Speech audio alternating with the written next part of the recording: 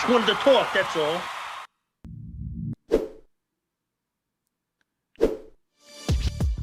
All right. Welcome back, everybody, and welcome back to my main man here, Frankie Baseball, as we wait for the World Series to wrap up. The hot stove season is about to begin, and we decided that tonight we are going to take a look at a pressing need for the New York Yankees, a regular, consistent leadoff man to hit in front of Aaron Judge and the Big Boppers. This year began with Austin Wells in the leadoff spot. That didn't last very long. Trent Grisham ultimately became a leadoff hitter most of the time. We'll talk about him in a bit. He's a free agent. Paul Goldschmidt got some reps in the leadoff spot, but he's most likely not coming back. In fact, I would bet my house on it. And in 2024, Anthony Volpe began his season as a fantastic leadoff hitter for the first few months. Yankees didn't even try him there this year because he was so abysmal, and he had shoulder surgery, so he's probably not an option. We do have the potential of a few other guys. You know, Steven Kwan has been mentioned. Bichette has been mentioned. Jasson Dominguez struggled against lefties, but he has been mentioned. So today we're going to focus on the remaining options for the leadoff spot. Frankie, before we get into that, I want to ask you, is the leadoff hitter for the Yankees on opening day in the organization at present? I am going to say yes, because Really? I don't have the highest faith that the Yankees are going to get that leadoff hitter from somewhere else. They'll make some additions, but I think we have the leadoff hitter somewhere on this team right now. All right, so I will make my prediction in just a little bit when we get to the DraftKings segment, and I'm going to ask you at the same time to make your prediction since you think that the guy is already in the system. But we're going to start with somebody who is in the system, Mr. Jasson Dominguez, the Martian. And we're just going to kind of talk about the pros and cons for all of these guys. And we're going to start with Jasson because he is a patient hitter. I saw a lot of times this year, and we've seen it really, quite frankly, since he's come up to the major leagues, that he will take close pitches, especially from the left side. We actually saw it a little bit from the right side early on, and then it kind of got worse as he began to struggle. He's got tons of speed, so if he gets on base, he's an absolute threat out there. But he really, really stinks against left-handed pitching. And, you know, maybe he'll play some winter ball and make some improvements. He does have occasional pop. He had a 3-homer game, but he only hit, 10 home runs this year?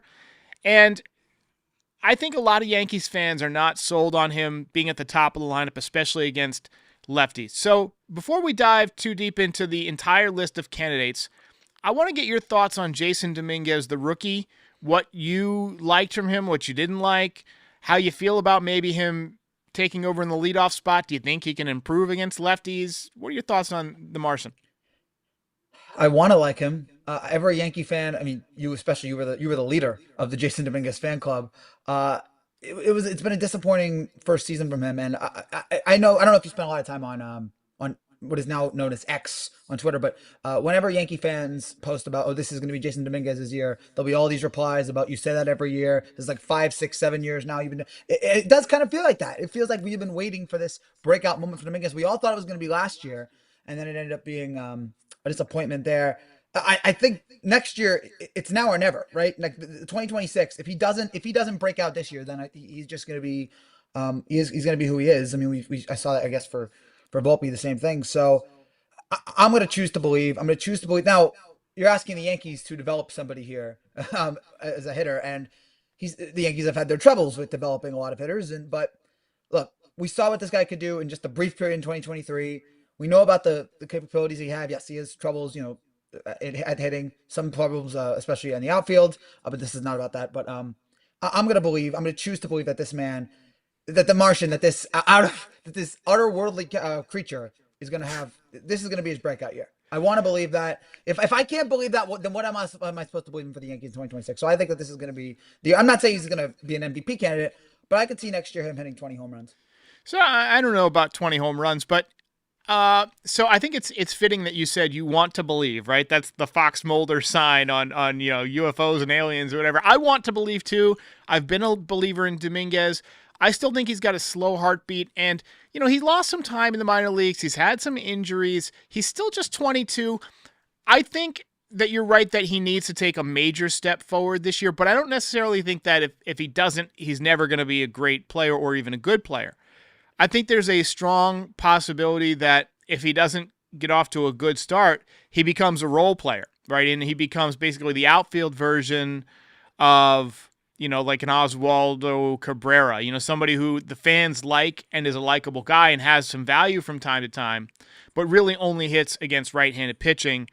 And, defensively, he can be scary from time to time. But you see from the metrics, the walk percentage is in basically the top third of the league. The bat speed is in the top 20% of the league. The hard hit percentage is in the top 15% of the league. The average exit velocity climbed pretty well after a slow start. It's in the top 40%. And then the base running value is in the top 20%. But really, the fielding value is bad. You wonder if that's going to improve at all. It's not easy to become a good major league defender. We see lots of guys struggle with it. It's part of that's instinct, right? His range, if we go down to fielding, is really what holds him back. He's got very little range, which is hard to believe because he's got such good speed, which tells you that it's the routes, right? It's the routes and reading the ball off the bat. Now, maybe that's something that can get better with reps, but unless he becomes a consistent defender, I can't see them playing him every day, which kind of eliminates him as the leadoff hitter. So let's move on to somebody else who's been getting a lot of attention, and that is somebody that I really, really, really like as a player, and that is Steven Kwan. And I'll tell you why I like him. He is not only a fantastic defender, he is insanely difficult to strike out. And this team strikes out a ton. Now, there's a couple of things that are going against Kwan. One, he would be somebody you have to trade for. Now, you might say, well, he only had a 96 OPS plus, so maybe his trade value isn't super high. He's only a 704 OPS. But I would make the case that not every player on the team needs to be a well above average hitter, right? If you have too many guys that are exactly the same, they don't complement each other, right? You need somebody who doesn't strike out, even if they're not a great power hitter, they don't hit a lot of doubles. Like, he can steal bases, he can get on base. 330 on base percentage isn't amazing, but a lot of hits, a lot of balls in play, 170 hits. I know a lot of people think that he would be a great fit. I think the price for him might be higher than his actual value, but it also might be worth making because I think he's a nice complementary player to this lineup full of sluggers. What are your thoughts on Steven Kwan? I'm just looking at, for those who are listening, the graphic that says on screen, only 60 strikeouts in 2025. Nuts. That is remarkable to me. It's astonishing. It's absolutely man, a Yankee that would do that, it just doesn't seem possible. But I would adore having this man on the team. But as you mentioned, he just seems like he's an impossible guy to get out. I was also trying to think. You mentioned leadoff hitters. Like, when was the last great leadoff hitter we had? It was DJ, right? Like the last great Yankee leadoff hitter. when DJ was at his peak and winning the batting title, yeah, it was DJ. Yes, so he would be our by far our best leadoff guy since then. But the question is, how are you going to get him? What are they going? What is Cleveland going to offer? What is Cleveland going to want? It just doesn't seem like there are a few guys that I'm worried about getting. Like, if they ask for Ben Rice, I'm gonna have to say no. No. Like, what do you think is a reasonable trade here? For I just a quick again, I would take him in a heartbeat. But again, I also don't know what the trade package would be. What do you think is a reasonable trade for him? It's hard to say because his OPS is low, so I can't imagine there's a ton of teams that are like dying to add him. But I'm sure there's plenty of teams that strike out way too much and want somebody who makes contact. And his defense is phenomenal. I mean, let's take a look at his metrics and try and figure out what a price would be for somebody with this kind of defense, this kind of ability to put the ball in play. And I mean, look at his spray chart. This is a guy who hits the ball to all fields, line to line. He's just as likely to hit a line drive over the shortstop as he is to hit a shot into the right field gap. Now, he doesn't have a ton of power. He's not going to drive the ball out of the ballpark, especially to center field or left field. But at Yankee Stadium, he might pick up a couple of more home runs. He might go from, 11 home runs this year to maybe 15 or 16. I can see him having a career high. But again, we don't want him necessarily to do that. If we're trading for him to be in the leadoff spot, I want him to be that guy that gets on base and gets base hits. And look at his bat speed. It's in the first percentile, which is bad. It's He's a guy who cuts down on, that whip-like action of the bat to try and put the ball in play. So if we're talking about a potential trade, and I'm not good at this. I'll admit I am not a good trade calculator. Sometimes I overestimate, sometimes I underestimate. So I'm sure we'll get feedback in the comments on this. But I think he's going to cost you a really good pitching prospect, a Chase Hampton, maybe even a Will Warren. I think he's going to cost you that type of arm, and maybe even a lower end, like a AA prospect. Maybe a Roderick Arias or somebody who has like a high upside but really hasn't done it. Hasn't put it together yet. I mean, he's not going to cost George Lombard. Yeah, he's not going to cost George Lombard. And if you do get him, then that basically means that Dominguez is out of a job, because you're never going to play Dominguez over Stephen Kwan in left field. What do you do with Dominguez? Does that mean Dominguez becomes a potential trade candidate? Now, people have asked me, would you trade Jasson Dominguez if the Yankees were able to get Stephen Kwan? And the answer is, if it was straight up, absolutely not. I wouldn't make that deal, because I think Dominguez is going to be worth more than Kwan in terms of WAR eventually. Now, I think he's going to, I think he's going to hit for more power. I think he's going to maybe even steal more bases. But the fact that you could get a complementary piece like this that could really help out your team, it allows you to move Dominguez for another piece, whether it's like a lights out reliever or as part of a package to get somebody like a Skubal maybe, or a Skeens. I mean, obviously it would cost a lot more than Dominguez, but it would clean out the farm, but you would have to include a young, controllable, major league caliber player. The thing I think about this is that Cashman doesn't necessarily like this type of player. He likes the big, hairy monsters. He said it on numerous occasions, so I can't see him going that way. But I do want to give you a guy that I think he might go for, and I think that Hal Steinbrenner might go for. The question is, in this case, would this player go for it? Because he can probably get the same money from his current team, which, by the way, is in the World Series, and that is Bo Bichette. Now, Bo Bichette is somebody that I would absolutely love as a Yankee. He can play shortstop. He's not a fantastic defender, but he's, good enough. And quite frankly, Volpe has been a bust. Let's just be honest. Let's just rip the Band-Aid off. Let's just say it and stop and stop pussyfooting around right here. Yeah, Anthony Volpe is a bust. He's a bust. So 3.11 average for Bo Bichette. He's a power threat. He's an RBI threat. This is a guy who drove in over 90 runs this year. And let's take a look at the metrics here. Again, power, speed, metrically, he's across the board really good, except for the fielding and the base running. So he's going to be 28 years old. We've seen Juan Soto at age 27 improve his base running dramatically with the Mets. I mean, maybe the Yankees can take a similar course with Bo Bichette. Doesn't help that he has a serious knee injury that he's playing through right now. He's definitely back early. You can tell that he's not 100%, but he can still hit. And I like that he swings hard, but still makes contact with two strikes. Like, he's a guy who will burn you. We've seen him drive the ball to right field and beat the Yankees with power the other way. He's got power to all fields. And again, hits the ball line to line. I like him as a player, but I think that if Toronto offers him a decent contract, like, why not go back to Toronto? You just got to the World Series. They might win it, right? Especially if they win it. If they beat the Dodgers, of course he's going to want to re-sign and come back. One, he's going to want to get his ring with the team, you know what I mean? If it's a decent contract, he's going to want to try and repeat. Like, if you're already on top of the mountain, why go down a notch to the team that you just beat? The Yankees would have to blow him away with money, and I don't think that they'll necessarily be willing to do that. Let me get your thoughts on Bo Bichette.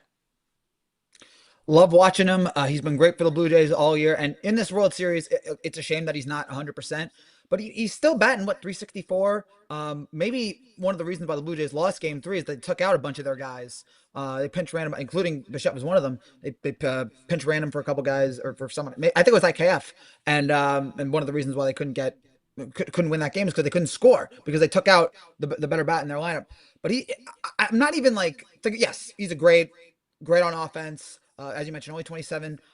Can play shortstop. Not he's not a great defender, but so anyone other than Volpe, I'll take. But I'm not even thinking about it at this Tell us point. what you really think about Volpe there.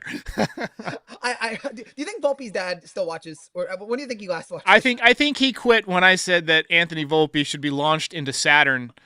Yeah, Strap him to an Acme rocket and send him to Saturn. I think that was the end of his father watching the show, personally.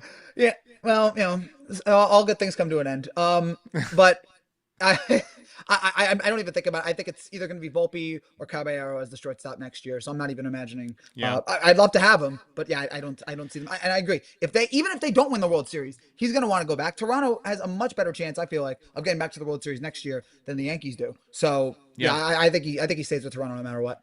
Agree. And he could be the guy that swings the pendulum towards one team or another. I mean, if he goes back to the Yankees, maybe they become the favorites. But if he goes back to Toronto, I mean, you have to consider Toronto the favorites. I mean, they just cleaned the Yankees' clock. They won 94 games, more games than anybody in the league. Of course, injuries and things like that can affect, the outcomes, but they're going to be good for a while, man. And they've got that confidence to play as a team now. Go ahead. I have I don't know, this might be later for our DraftKings segment here, but speaking about the Yankees and Blue Jays, did you know that the Yankees have the best odds in the American League right now to go to the World Series next year?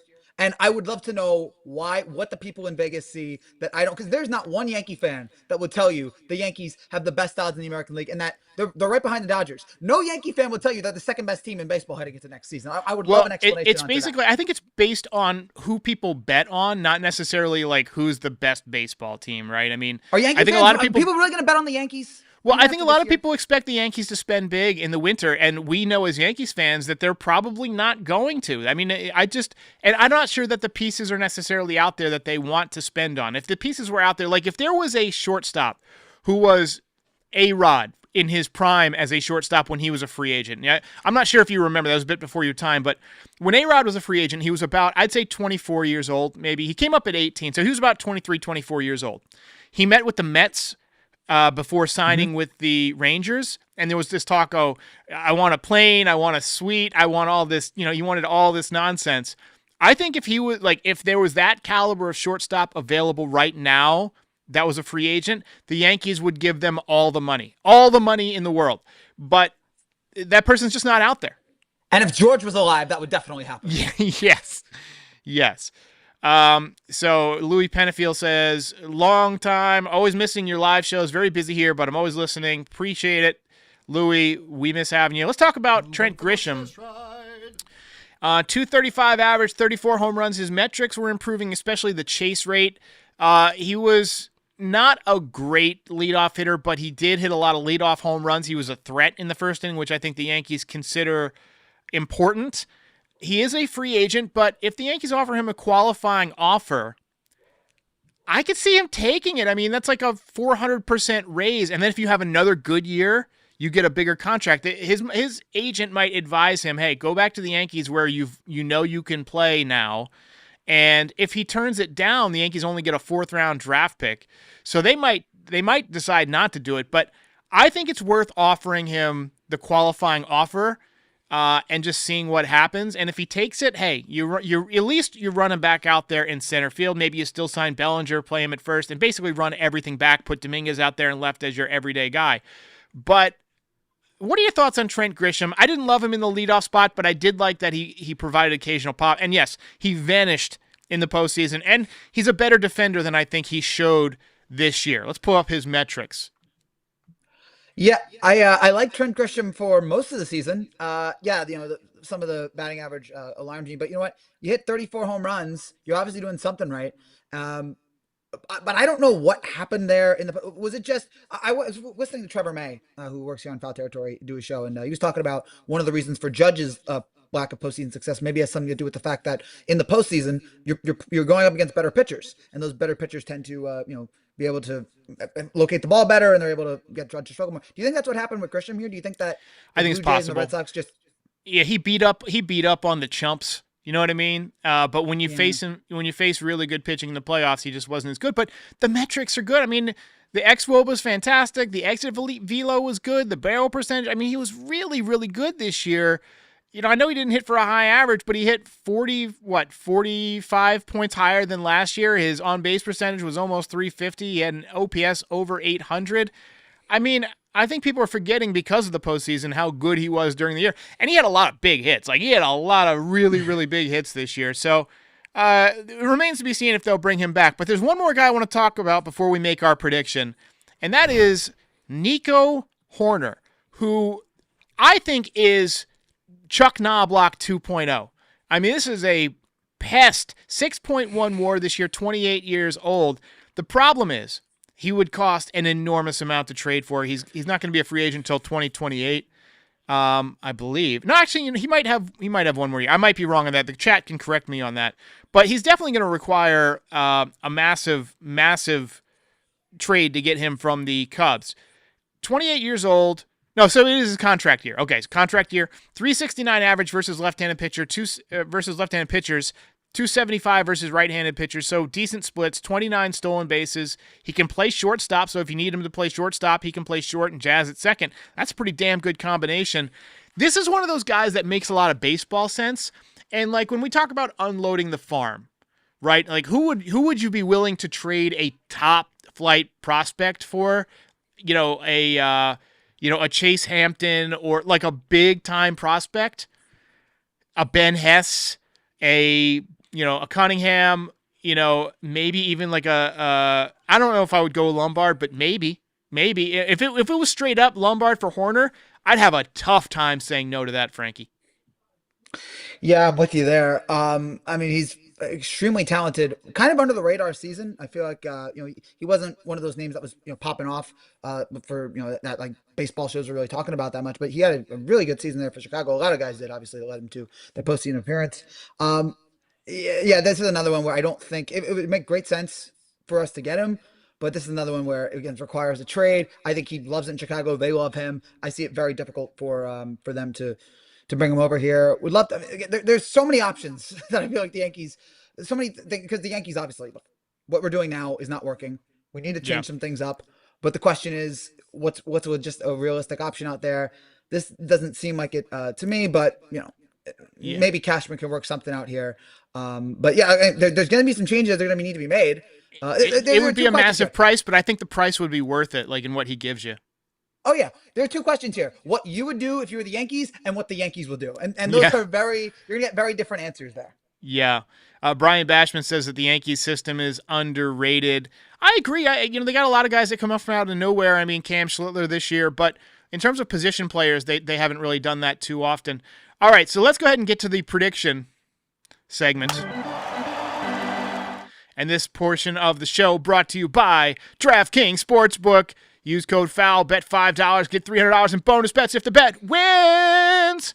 Only on DraftKings. The crown is yours. And my prediction is that they bring back Cody Bellinger and they just put him in the leadoff spot.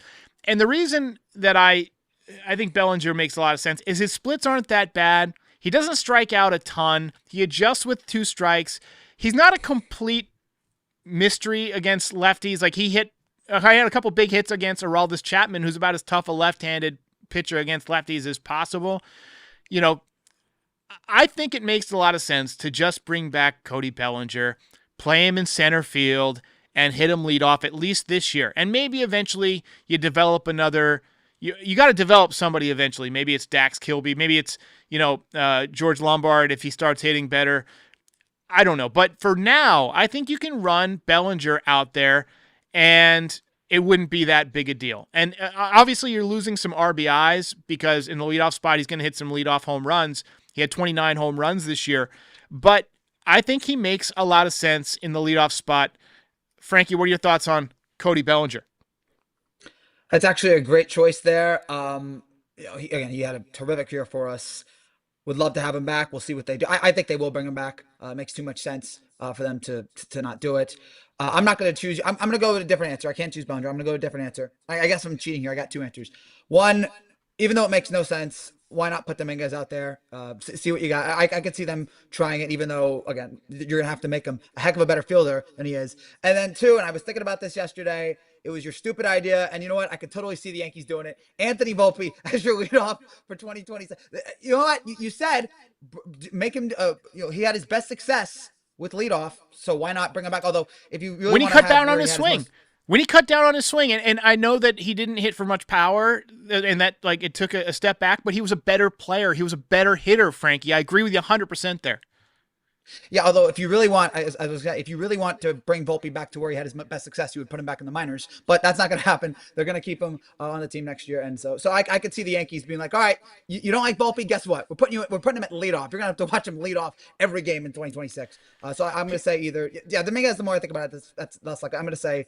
I got to say it's somebody on the roster. I say Volpe, but hope that it's Bellinger. That would be great. Fridays at John says there's no way Bellinger is re-signing with the Yankees. I guess we'll find out. I mean, I think that there's a really good chance he comes back. Yeah. Don't forget, nobody else wanted him, right? We got him for basically a pack of cigarettes and Cody Poteet, right? We didn't have to pay much for him. But let us know in the comments who you think should be the Yankees leadoff man. And download the DraftKings Sportsbook app. Use the code FOUL. That's code FOUL for new customers. Get $200 in bonus bets instantly when you bet just $5 only on DraftKings. The crown is yours. Thank you to DraftKings. Let's get to the boilerplate, and then me and Frankie will wrap it up.